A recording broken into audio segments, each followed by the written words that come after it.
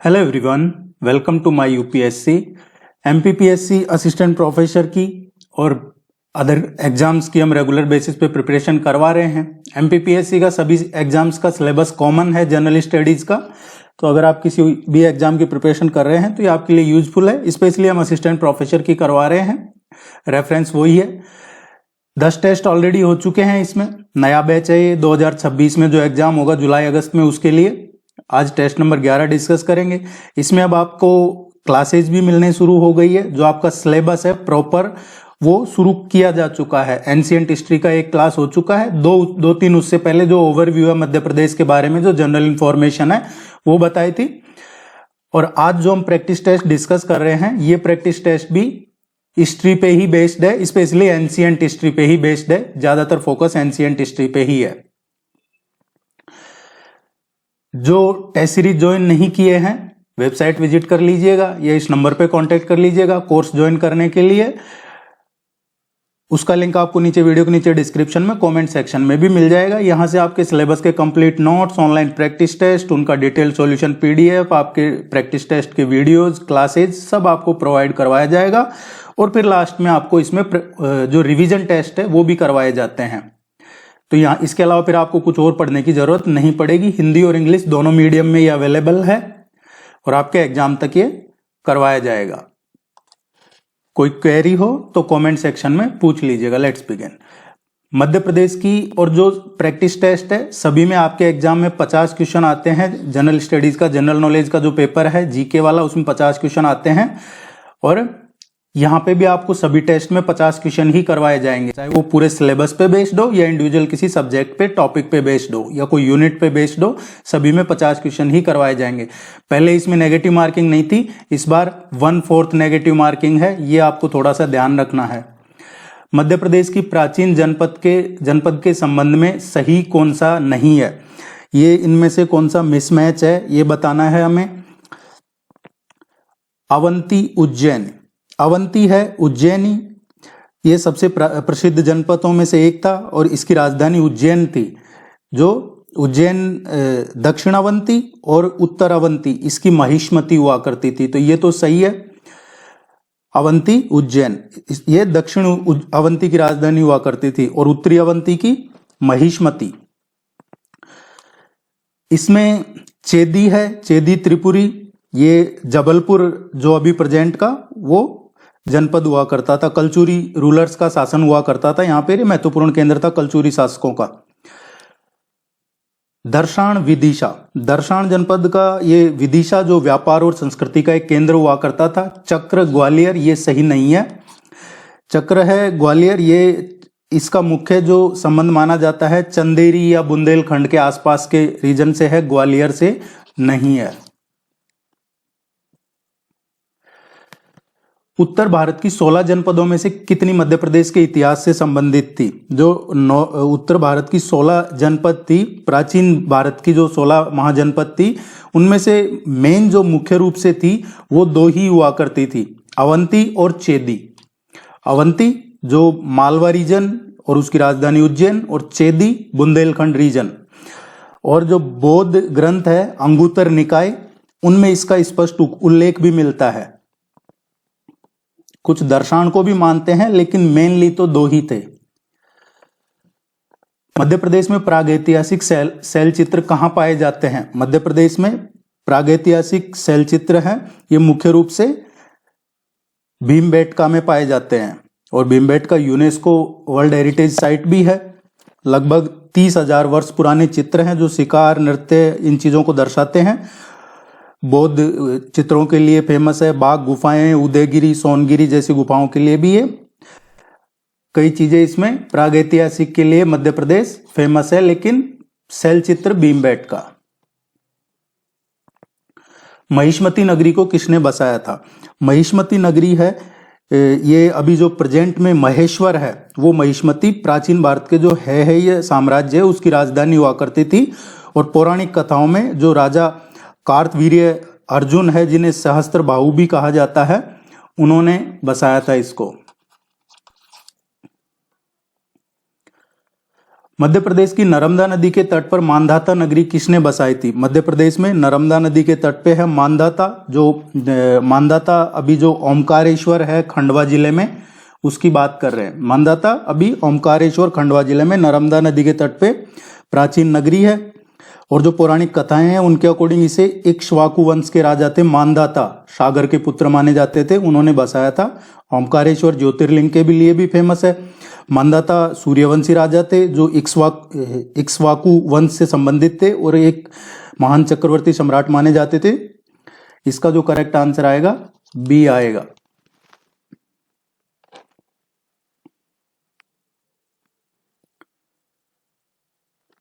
निमाड़ क्षेत्र में से किसने 1857 में अंग्रेजों से संघर्ष किया था? निमाड़ क्षेत्र में इनमें से किसने?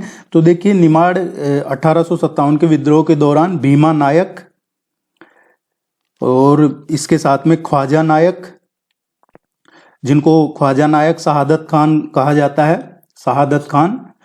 तो यहां से निमाड़ से भीमा नायक और ख्वाजा नायक ध्यान रखना है आपको। अंग्रेजों के खिलाफ संघर्ष किया था इन्होंने। बाकी भी हैं लेकिन निमाड़ का पूछा है। महाभारत युद्ध में मध्य प्रदेश के किन महाजनपदों ने पांडवों की ओर से युद्ध लड़ा था? महाभारत में मध्य प्रदेश क्षेत्र के जो महाजनपद है, जैसे चेदी महाजनपद है। चेदी शिशुपाल कौरव पक्ष में था, लेकिन सामान्यतः चेदी पांडव पक्ष थे। लेकिन ये इसमें महाभारत में जो चेदी है वो शिशुपाल कौरव पक्ष से माना जाता है। जो दर्शान, करुष, वत्स जैसे उज्जैन क्षेत्र आदि का उल्लेख है, ये कई स्रोतों में है कि ये पांडव पक्ष से जुड़े माने जाते हैं। वत्स, कुरुष, दर्शान कई सोर्स के मुताबिक ये पांडवों की ओर से लड़े थे। किस वंश ने ओरछा को बुंदेलखंड की राजधानी बनाया था? इनमें से किस वंश ने ओरछा की स्थापना और इसे बुंदेलखंड की राजधानी बनाने का श्रेय है? जो बुंदेला वंश के राजा थे रुद्र प्रताप सिंह, उनको जाता है। बुंदेला राजा रुद्र प्रताप सिंह।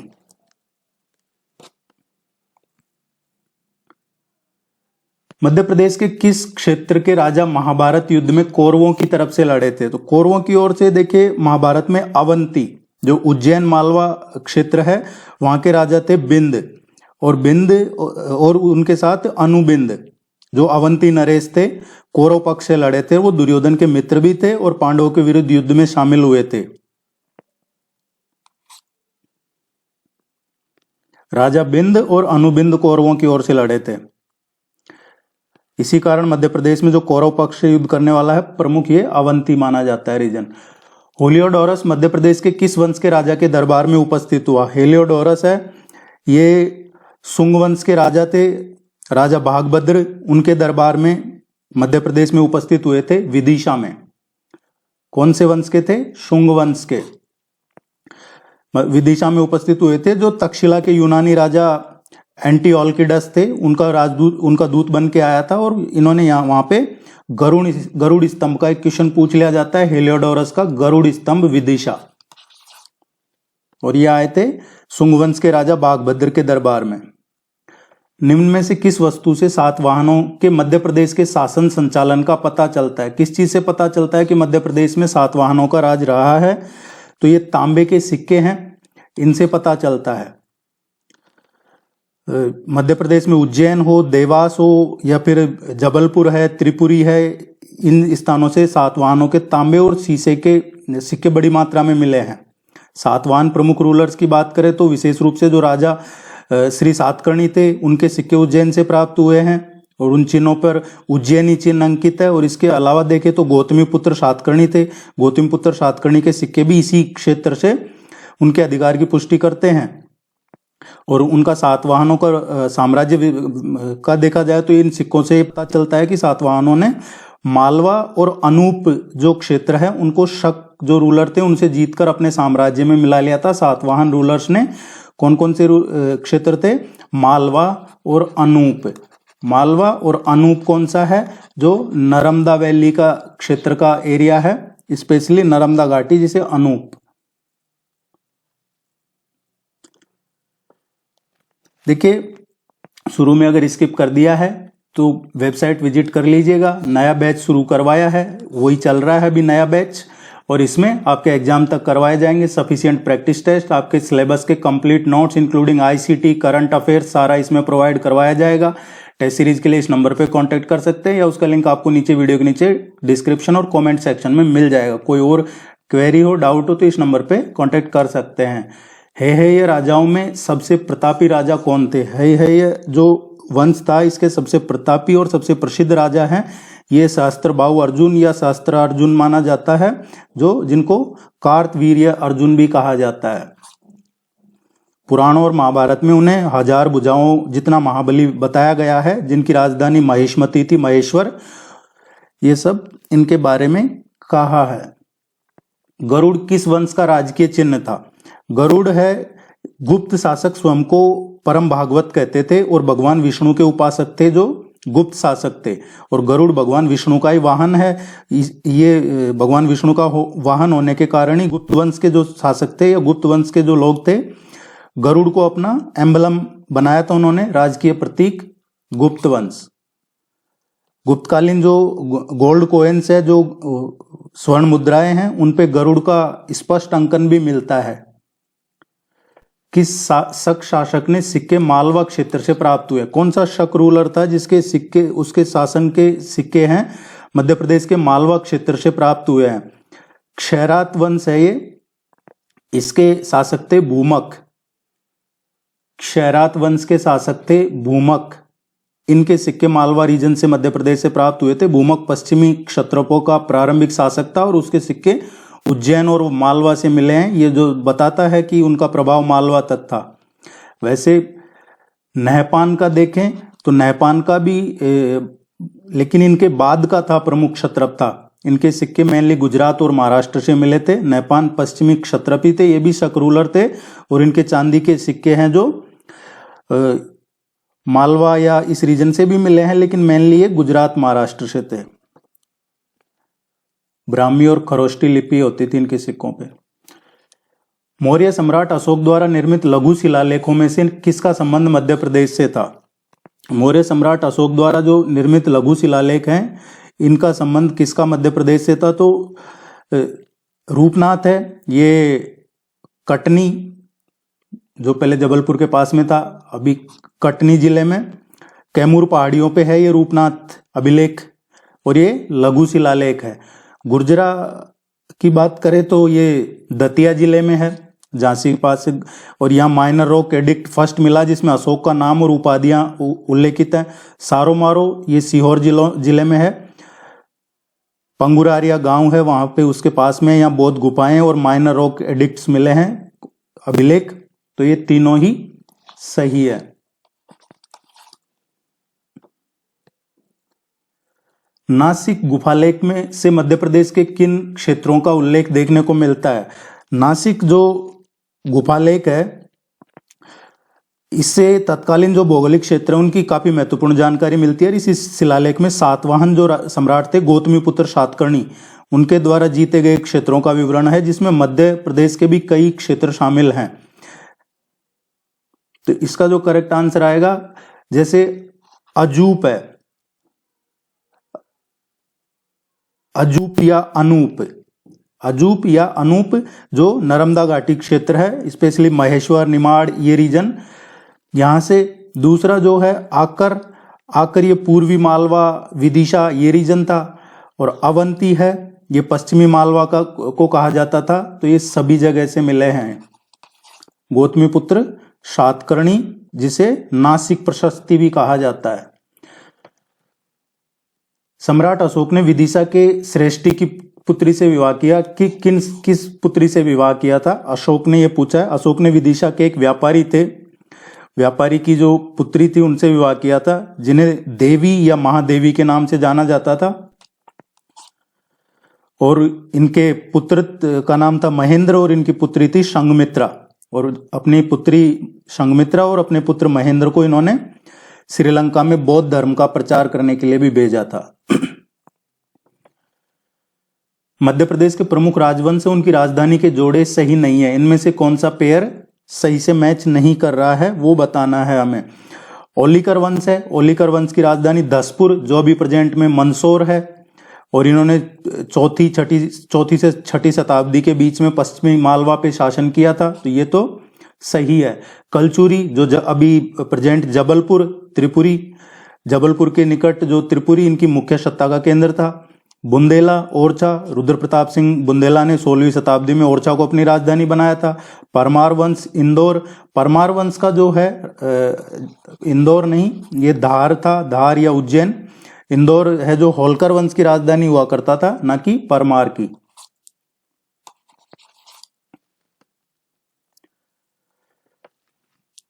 शत्रुज के पुत्र शत्रुधाती ने मध्य प्रदेश के किस क्षेत्र में शासन किया था? शत्रुज के पुत्र शत्रुधाती ने पौराणिक इतिहास के अकॉर्डिंग शत्रुघ्न, जिसे शत्रुज भी कहा जाता है, इनके पुत्र थे शत्रुघाती। इन्होंने मध्य प्रदेश का जो दर्शान एरिया था वहां किया था। दर्शान अभी विदिशा, यहां पे दर्शान रामायण काल से ही शत्रुघ्न ने अपने दो पुत्रों के बीच राज्य का विभाजन किया था, जिसमें शत्रुघाती को विदिशा का शासक बनाया था और दूसरे पुत्र जो थे शत्रुघ्न के दूसरे पुत्र सुबाहु थे, सुबाहु को मथुरा का, जो उस टाइम पे मधुपुरी हुआ करता था। विदिशा का महत्व प्राचीन काल से ही है। विदिशा दर्शान जनपद की राजधानी हुआ करती थी, जो भी प्रेजेंट में मध्य प्रदेश में है। मध्य प्रदेश के किस स्थान को मगध की दूसरी राजधानी बनाया गया था? मगध का पूछा है, मगध की दूसरी राजधानी किसे बनाया गया था?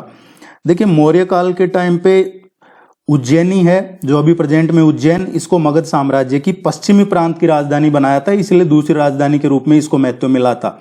गुप्त काल में मगध के जो शक्तिशाली गुप्त शासक थे चंद्रगुप्त द्वितीय, जिन्हें विक्रमादित्य भी कहा जाता है, चंद्रगुप्त द्वितीय ने उज्जैनी को अपनी दूसरी राजधानी बनाया था। और उन्होंने जो शक रूलर थे, शक रूलरों पे विजय प्राप्त करने के बाद ये जो एरिया है, इस क्षेत्र के व्यापारिक और सामरिक महत्व को देखते हुए उन्होंने ये डिसीजन लिया था।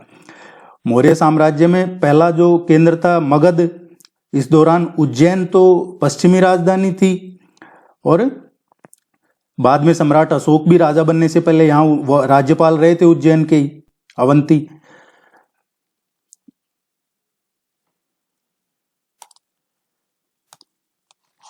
पद्मावती है, ये नागवंश की राजधानी हुआ करती थी। नागवंश की राजधानी जो अभी प्रेजेंट में ग्वालियर के पास। महेश्वर है, महेश्वर महिष्मती, ये अवंती महाजनपद का जो दक्षिणी भाग है उसकी राजधानी हुआ करती थी। इसका जो करेक्ट आंसर आएगा ए आएगा। मध्य प्रदेश के किस स्थान से कुषाण नरेश विमकेडफिसेस का सिक्का प्राप्त हुआ? ये कुषाण रूलर था, विमकेडफिसेस, विमकडफाइसिस भी बोलते हैं इसको कई जगह। तो इसके जो सिक्के प्राप्त हुए थे ये शहडोल से प्राप्त हुए थे, शहडोल जिले से। शहडोल का एक महत्व है, यहाँ पे कुषाण शासकों के कुल 757 के आसपास सिक्कों का भंडार मिला था, और उनमें से 44 सिक्के विमकेडफिसेस के ही थे। इसके अलावा कनिष्क के भी थे और हुविस के भी सिक्के यहाँ से मिले थे। कुषाण शासक एक कुजुल जो कैडफिसेस है, इसका सिक्का एक विदिशा से भी मिला था, लेकिन ज्यादातर इनका शहडोल। पुराणों के अनुसार पद्मावती किस वंश की राजधानी थी? पद्मावती ये नागवंश की राजधानी थी। पुराणों और कुछ अभिलेखों के अकॉर्डिंग पद्मावती अभी प्रेजेंट में पवाया जो ग्वालियर के पास में है, नागवंश नाग राजाओं की राजधानी हुआ करती थी। गुप्त काल से पहले नागवंश ने जो सेंट्रल इंडिया है, मध्य भारत है, इसके कई भाग पे शासन किया था और पद्मावती उनकी प्रमुख राजधानी थी।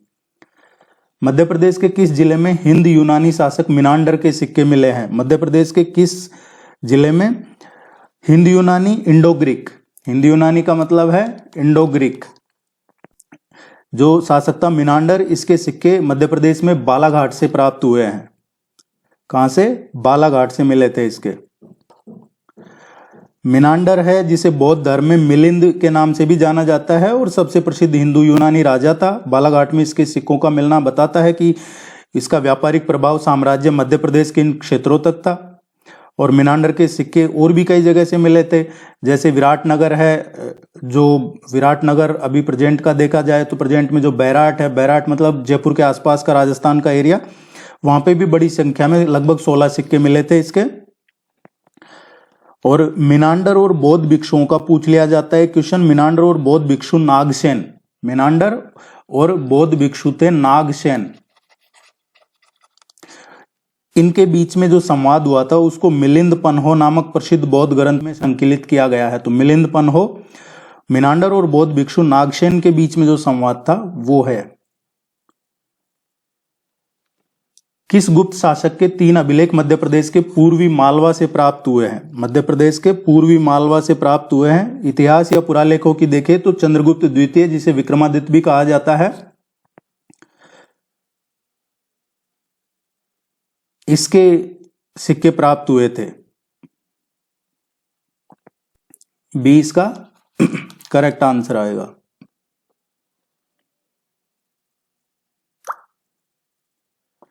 त्रिपुरी किस वंश की राजधानी हुआ करती थी? त्रिपुरी है, ये क्वेश्चन पूछा जाता है अक्सर एग्जाम में। कलचुरी वंश की राजधानी हुआ करती थी। कलचुरी वंश की प्रमुख राजधानी थी ये। कलचुरी वंश के प्रमुख राजाओं की बात करें तो कोक्कल फर्स्ट है, गांगदेव है, या फिर लक्ष्मीकर्ण है। ये कुछ प्रसिद्ध कलचुरी राजा थे जिन्होंने यहाँ शासक किया था। परमार है, इनकी राजधानी तो धार हुआ करती थी। और जो बुंदेला है, इनकी राजधानी ओरछा हुआ करती थी। राजा विक्रमादित्य द्वारा शकों पर मालवा क्षेत्र में विजय प्राप्त करने के उपलक्ष्य में मालव संवत प्रारंभ हुआ, इसका प्रथम उल्लेख किस शिलालेख में मिलता है? राजा विक्रमादित्य ने मालवा में किस पे विजय प्राप्त की थी? शक जो रूलर थे उन पे, और इसी के उपलक्ष्य में उन्होंने मालव संवत प्रारंभ किया था। ये किस शिलालेख में इसका जिक्र मिलता है? इसका जिक्र है, प्रथम उल्लेख मिलता है ओखा मंडल के शासक थे जयकदेव। ओखा मंडल के शासक जयकदेव के शिलालेख में मिलता है इसका उल्लेख, और ये 794 विक्रम संवत की बात है। ओखा मंडल मतलब गुजरात। ओखा मंडल गुजरात के शासक थे जयकदेव, उनके शिलालेख में इसका उल्लेख मिलता है। मालव संवत है, जिसको कई और नाम से भी जानते हैं, जैसे कृत संवत, विक्रम संवत, सतयुग संवत, ये सब मालव संवत के नाम है। राजा विक्रमादित्य ने शकों पे मालवा क्षेत्र में विजय प्राप्त करने के बाद ये प्रारंभ किया था। मध्य प्रदेश में अहिल्याबाई होलकर ने लगभग 28 वर्षों तक शासन किया। उनका शासनकाल का टाइम क्या था ये पूछा है। अहिल्याबाई होलकर ने अपने पुत्र की मृत्यु के बाद में 1767 से मराठा होलकर राज्य, मेनली इंदौर की शासिका के रूप में शासन संभाला था, और 1795 में उनकी मृत्यु तक लगभग 28 साल तक शासन किया था। राजा छत्रसाल मध्य प्रदेश के किस क्षेत्र में राजा थे? राजा छत्रसाल है, ये बुंदेलखंड के महान शासक माने जाते हैं। बुंदेलखंड, ये बघेलखंड है। बुंदेलखंड जो अभी प्रेजेंट में देखा जाए तो बुंदेलखंड भाग है, जैसे स्पेशली सागर, दमोह, पन्ना, छतरपुर, ये बुंदेलखंड रीजन है। और ये रहे थे 1649 से 1731। और इन्होंने मुगलों के खिलाफ भी संघर्ष किया था, और पेशवा बाजीराव को सहायता देकर बुंदेलखंड को मुगलों के प्रभाव से मुक्त करवाया था इन्होंने। मध्य प्रदेश से प्राप्त किस अभिलेख में गुप्त वंश की प्रतीक चिन्ह वंश कहा गया है? जो गुप्त वंश का प्रतीक चिन्ह है वो किस अभिलेख में बताया गया है? तो ये तुमेन जो अभिलेख है उससे प्राप्त हुआ है, रामगुप्त के अभिलेख में। तुमेन जो गुना जिले में है, तुमेन गुना डिस्ट्रिक्ट, यहां से प्राप्त रामगुप्त के अभिलेख में गुप्त वंश को प्रतीक चिन्ह वंश कहा गया है। और यह अभिलेख रामगुप्त के अस्तित्व का प्रमाण बताता है। और तुमेन अभी ये गुना नहीं, जो अशोकनगर है वहां का है अभिलेख, जो कुमार गुप्त के प्रथम के शासनकाल का टाइम का था, इसमें इसका उल्लेख है। और कुमार गुप्त का पूछा जाए तो कुमार गुप्त को तो एरन से संबंधित था कुमार गुप्त का तो, लेकिन गुप्त वंश का है ये, काफी बड़ा इसमें तुमन अभिलेख में मिला है। मध्य प्रदेश के शिवपुरी जिले के नरवर दुर्ग किसने बनाया था? मध्य प्रदेश के शिवपुरी जिले में है नरवर दुर्ग। इसकी स्थापना जो पौराणिक साक्ष्य, कथाएं, ऐतिहासिक साक्ष्य हैं, इनके अकॉर्डिंग राजा नल ने किया था। नरवर दुर्ग, इसकी स्थापना महाभारत कालीन जो राजा नल थे, और ये का स्थान है प्राचीन काल में नलपुर या निषद देश के नाम से जाना जाता था, जो राजा नल की राजधानी था। और महाभारत में नल दमयंती की भी कहानी है, वो इसी स्थान से जुड़ी हुई है। और ऐतिहासिक रूप से देखें तो 10वीं शताब्दी में जो कछवा राजपूत थे, उन्होंने इस दुर्ग का पुनर्निर्माण करवाया था, मजबूत प्रदान किया था। और उसके बाद में फिर प्रतिहार, तोमर, मुगल ये शासन रहे हैं, लेकिन मूल स्थापना और नामकरण का श्रेय इसका राजा नल को जाता है। नरवर दुर्ग। मध्य प्रदेश से प्राप्त ऐरण अभिलेख किस गुप्त शासक का है? यह अभी हमने चर्चा किया। ऐरण में, मध्य प्रदेश में जो ऐरण अभिलेख है, मेनली इसमें शासन का जो संबंधित रहता है, भानुगुप्त का इसका अभिलेख है। और सती प्रथा का जो प्रमाण मिलता है, उसका पहला अभिलेख यही है, ऐरण अभिलेख। इसमें भानुगुप्त के सेनापति गोपराज के युद्ध में मारे जाने और उनकी पत्नी के सती होने का उल्लेख मिलता है ऐरण अभिलेख में। उनकी पत्नी के सती होने का, जो भारतीय इतिहास में सती प्रथा का पहला अभिलेखित प्रमाण माना जाता है। ऐरण से और भी कई गुप्त शासकों के अभिलेख प्राप्त हुए हैं, जैसे समुद्रगुप्त है। समुद्रगुप्त का स्वभोग नगर कहा जाता है ऐरण को। बुद्धगुप्त की बात करें तो यहाँ से बुद्धगुप्त के शासनकाल का भी एक स्तंभ मिला है। हूण आक्रमण के भी संकेत मिलते हैं यहाँ से। और ये अभी सागर जिले में है ऐरण, बीना नदी के किनारे। निम्न में से कौन सा ग्रंथ परमार शासकों के इतिहास को बताता है? परमार जो रूलर थे, उनके शासकों को तो ये नवसासांक चरित है। नवसासांक चरित, जिसे नवरह सांक भी कहा जाता है। यह ग्रंथ परमार दरबारी कवि जो थे पद्मगुप्त, जिनको परिमल भी कहा जाता है, उनके द्वारा लिखा गया था। और ये परमार वंश के इतिहास के बारे में है, इसमें विस्तृत जानकारी है। मेनली परमार राजा जो सिंधुराज थे, सिंधुराज को नवसासांक की उपाधि दी गई थी। उनके जीवन, उनके विजय अभियानों के बारे में बताता है। इसमें परमारों की उत्पत्ति से लेके और उत्पत्ति के जो अग्निकुल मत हैं, उसका भी उल्लेख मिलता है।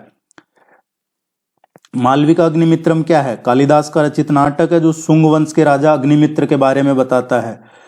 तत्व प्रकाश क्या है? परमार राजा भोज द्वारा जो तंत्र शास्त्र वगैरह है लिखा, उस पे ग्रंथ है।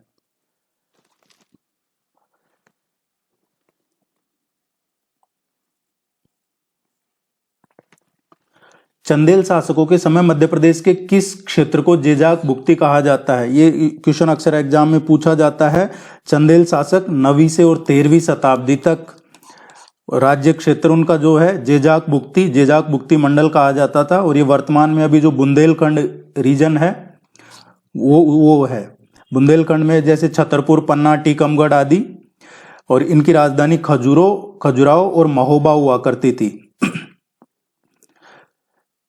चंदेल रूलर थे एक जयशक्ति, जिनको जेजा भी कहा जाता था। और उन्हीं के नाम पे इस क्षेत्र का नाम जेजाक भुक्ति पड़ा था।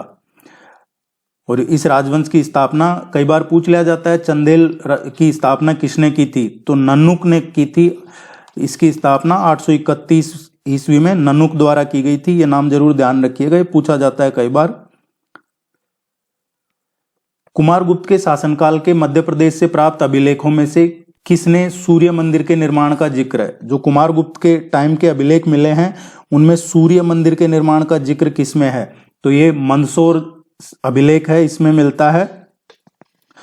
मंदसौर, जिसका प्राचीन नाम क्या हुआ करता था? दसपुर मंदसौर का प्राचीन नाम हुआ करता था। यहाँ से प्राप्त जो अभिलेख है, इसमें कुमारगुप्त प्रथम के शासनकाल में जो रेशम बुनकर हैं, उनके द्वारा सूर्य मंदिर के निर्माण का स्पष्ट उल्लेख मिलता है। यह अभिलेख संस्कृत में है और जो वत्स भट्टी है, उनके द्वारा रचित है, जिसमें कुमारगुप्त को सम्राट और स्थानीय शासक बंधुवर्मन को उनके अधीन बताया गया है। इसमें शहीद चैत सिंह की छतरी कहाँ बनाई गई है? शहीद चैत सिंह, या फिर जिन्हें कुंवर चैन सिंह भी कहा जाता है, नरसिंहगढ़ रियासत के राजकुमार थे, जिन्होंने 1824 में अंग्रेजों के खिलाफ सशस्त्र संघर्ष किया था और सीहोर में युद्ध लड़ते हुए वीरगति प्राप्त की थी।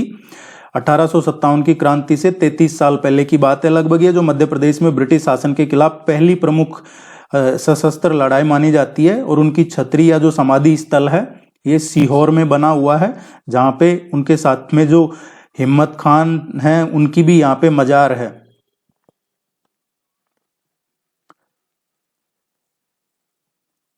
धार नगरी पर आक्रमण की जानकारी किस अभिलेख से, किस लेख से मिलती है? धार पे जो प्राचीन धार है, जो अभी प्रेजेंट में परमार वंश की जो राजधानी हुआ करता था, अलाउद्दीन खिलजी ने 1305 ईस्वी में यहाँ आक्रमण किया था जब दिल्ली पे, तो उसकी जानकारी मुख्य रूप से मिलती है इसमें। धार नगरी पे भी आक्रमण हुआ था, तो ये जानकारी मंभाई अभिलेख है, जिसे मंभाई प्रशस्ति भी कहा जाता है, मंभाई प्रशस्ति, इससे मिलती है। और ये अभिलेख परमार काल के जो अंतिम चरण या आक्रमण के प्रभाव का उल्लेख करता है, जो धार की लूट और धार के विनाश से जुड़ा हुआ है कि यहाँ पे अलाउद्दीन खिलजी ने क्या किया।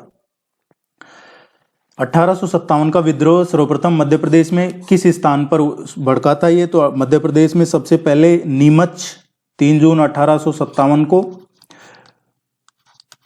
नीमच से शुरू हुआ था ये। और नीमच की जो बंगाल नेटिव इन्फेंट्री थी, 38वीं रेजिमेंट, उसने विद्रोह किया था। मध्य प्रदेश का पहला विद्रोह स्थल माना जाता है। हालांकि उसके बाद में जबलपुर, सागर वहां फैल गया था, लेकिन शुरुआत नीमच। होलकर वंश ने किस क्षेत्र में अपना स्वतंत्र शासन किया? होलकर जो मराठा सरदारों के प्रमुख सरदार थे, इन्होंने इंदौर रियासत में अपना स्वतंत्र शासन स्थापित किया था। इस वंश के संस्थापक मल्हार राव होलकर को जब 1732 में पेशवा बाजीराव प्रथम ने मालवा क्षेत्र में कई परगने सौंपे थे, जिनमें इंदौर उनकी राजधानी बनी थी। हालांकि अहिल्याबाई होलकर ने कुछ समय के लिए महेश्वर को भी राजधानी बनाया था, लेकिन मुख्य रूप से इंदौर ही केंद्र था। होलकरों ने मालवा क्षेत्र पर शासन किया था और 1818 के बाद ब्रिटिश संरक्षण में इंदौर प्रिंसली स्टेट के रूप में बन गया था, जो बाद में 1948 तक चला। ये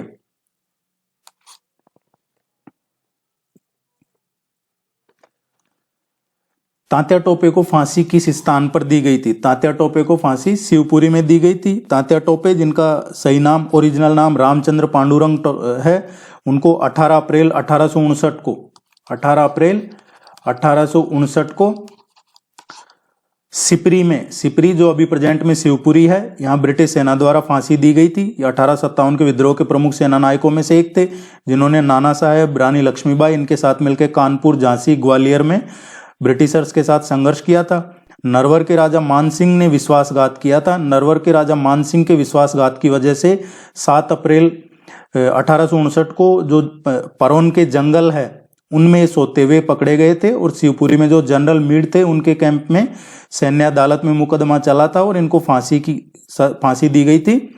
और वहां पे जहां फांसी दी गई थी, आज भी तात्या टोपे स्मारक है और उनकी फांसी की जगह भी चिन्हित है। अपने ही देते हैं ज्यादातर धोखा। निम्नलिखित कथनों पर विचार करें और मध्य प्रदेश में पुरापाषाण काल के संबंध में सही उत्तर चुनें। पुरापाषाण काल के संबंध में सही उत्तर चुनना है। मानव खेती और निवास के लिए घर बनाना नहीं जानता था पुरापाषाण काल में, तो ये स्टेटमेंट बिल्कुल सही है। पुरापाषाण काल में आग की खोज हुई थी, किंतु इसके उपयोग के साक्ष्य नहीं मिलते हैं। मध्य प्रदेश में पुरापाषाण काल के साक्ष्य भीमबेटका और हथनोरा से मिलते हैं, ये भी सही है। तीनों ही सही है। यह भी रिसेंटली आपको डिटेल में पढ़ाया है। उम्मीद है आपने वो वीडियो देखा होगा और उसका रिवीजन जरूर किया होगा और अब सफिशिएंट उस पर प्रैक्टिस टेस्ट मिलेंगे। निम्नलिखित कथनों पर विचार करें और मध्य प्रदेश में मध्य पाषाण काल के संबंध में सही उत्तर चुनना है। मध्य पाषाण काल, मानव ने क्वार्टजाइट पत्थर के स्थान पर जेस्पर और ब्लैड स्टोन पत्थर के हथियार बनाना शुरू कर दिया था, यह बिल्कुल सही है। मध्य पाषाण काल में मानव ने शिकार के साथ पशुपालन करना भी सीख लिया था।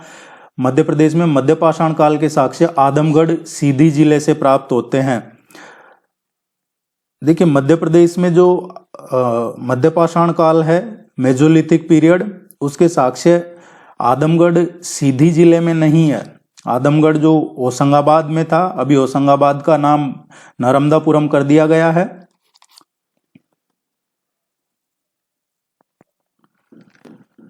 पशुपालन के भी सबसे पहले साक्ष्य यहीं से मिले थे, नर्मदापुरम, आदमगढ़। निम्नलिखित कथनों पर विचार करें और मध्य प्रदेश में नवपाषाण काल के संबंध में सही उत्तर चुनना है। इस काल में मानव ने पशुपालन तथा खेती करना आरंभ नहीं किया था, नवपाषाण काल में।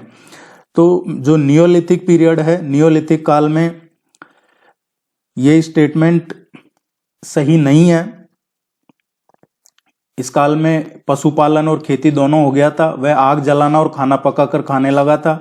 इस काल में लकड़ी का पहिया तथा कुम्हार के चाक का भी आविष्कार हो चुका था न्योलिथिक पीरियड में। तो मध्य प्रदेश के सीधी जिले में स्थित कुंजन ये नवपाषाण स्थल है, ये भी सही है।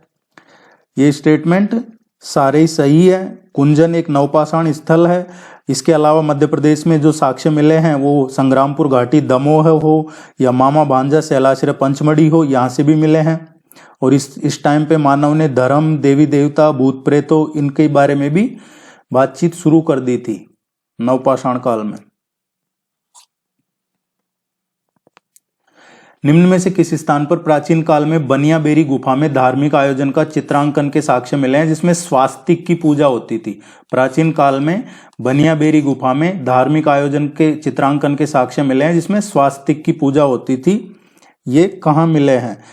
तो देखिए, ये पंचमढ़ी जो नर्मदापुरम में है, वहां पे पचमढ़ी सभी जानते हैं कि हिल स्टेशन है, और नर्मदापुरम में जिसे पचमढ़ी को सतपुड़ा की रानी भी कहा जाता है।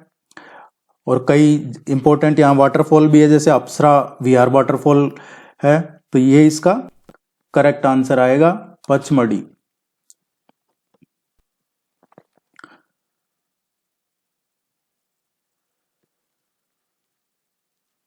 मध्य प्रदेश के प्रमुख पाषाण काल स्थल भीमबेटका के संबंध में सही कथन कौन सा है? भीमबेटका के बारे में बताना है। भीमबेटका रायसेन जिले के अब्दुल्लागंज के पास में है, ये सही है। इसकी खोज 57-58 में श्रीधर विष्णु वाकणकर द्वारा की गई थी, ये भी सही है। भीमबेटका को 2006 में यूनेस्को की विश्व धरोहर सूची में शामिल किया गया है, ये सही नहीं है। भीमबेटका जो वर्ल्ड हेरिटेज साइट में इसको शामिल किया है, 2003 में इसको शामिल किया था, 2006 में नहीं।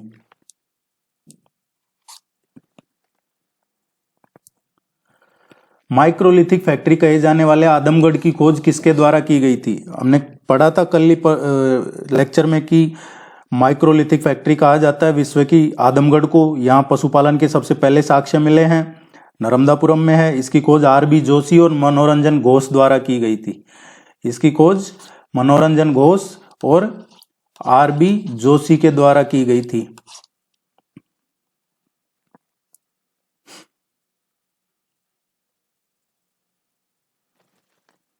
निम्न में से किस स्थान पर प्राचीन काल में मानव की खोपड़ी और हाथी जीवाश्म के साक्ष्य प्राप्त हुए हैं? मानव की खोपड़ी और हाथी जीवाश्म के साक्ष्य जो मिले हैं ये हथनोरा से मिले हैं। कहां से मिले हैं? हथनोरा से। उदयगिरी की जो गुफाएं हैं ये विदिशा जिले में है। हथनोरा है, हथनोरा सीहोर में आता है। हथनोरा की खोज हमने पढ़ा था 1982 में की गई थी अरुण सोनकिया द्वारा। और हथनोरा से प्राचीन मानव को जो प्राप्त हुए हैं, इसीलिए नर्मदा मानव की भी संज्ञा दी गई थी। हथनोरा सीहोर जिले में है। मध्य प्रदेश में नर्मदा नदी पर स्थित एक आधुनिक गांव और ताम्र युग की बस्ती दोनों को संदर्भित कौन सा करता है इसमें से? तो ये नवदा टोली है। नवदा टोली मध्य भारत में मध्य प्रदेश में नर्मदा नदी पे स्थित एक आधुनिक गांव और ताम्र युग की बस्ती है, दोनों को संदर्भित करता है। प्राचीन गांव 4 चरणों में बसा हुआ था, जिसमें से प्रत्येक को अलग अलग प्रकार के मिट्टी के बर्तन द्वारा परिभाषित किया गया था। और इस स्थल की खुदाई है ये 1957 से और 1959 के बीच में 2 अलग अलग वेदर्स में की गई थी। गांव और स्थल दोनों आधुनिक शहर। ये लगभग महेश्वर के दक्षिण में है। महेश्वर और नवदा टोली है, ये उपजाऊ जलोढ़ क्षेत्रों में से आता है। नर्मदा नदी के जो किनारे हैं वहां स्थित है ये। और इसकी जो संयुक्त रूप से खुदाई की गई थी वो एच.डी. सांकलिया, एस.बी. देव और जेड.डी. अंसारी थे, उन्होंने की थी। निम्नलिखित में से कौन सा सही मैच नहीं कर रहा है? चंबल घाटी क्षेत्र विष्णु वाकणकर सही है। सोन घाटी क्षेत्र जी शर्मा सही है। आदमगढ़ एच.डी. सांकलिया। आदमगढ़ है इसका आर.बी. जोशी है। आदमगढ़ का एच.डी. सांकलिया नहीं है, आर.बी. जोशी है। और नर्मदा घाटी क्षेत्र ये आर.बी. जोशी सही है। तो जो आर.बी. जोशी है उन्होंने होशंगाबाद में आदमगढ़ की खोज की थी। HD सांकलिया ने तो खरगोन में नवदा टोली की थी। एक मंदसौर में आवरा का पूछ लिया जाता है, HV त्रिवेदी का। ये सारे डिटेल में करवा दिए जाएंगे। मध्य प्रदेश में उत्तर वैदिक काल में किस जाति के लोग निवास करते थे? मध्य प्रदेश में उत्तर वैदिक काल में इसमें निषाद जाति के लोग, जो अनार्य बोला जाता है, निषाद जाति, अनार्य, ये निवास किया करते थे उत्तर वैदिक काल में। वैदिक काल में मध्य प्रदेश में किस वंश के शासक ने मांधाता नगर की स्थापना की थी? मांधाता नगर की स्थापना है, ये इक्ष्वाकु वंश के शासक थे, मुचकुंद, उन्होंने मांधाता नगर, ओमकारेश्वर जो भी है, 20 का करेक्ट आंसर आएगा। कोई भी क्वेरी हो पूछ लीजिएगा। All the very best, thank you very much. Revision जरूर कीजिएगा और कोई इश्यू हो तो इस नंबर पे आप मैसेज छोड़ दीजिएगा। थैंक यू वेरी मच, नमस्कार।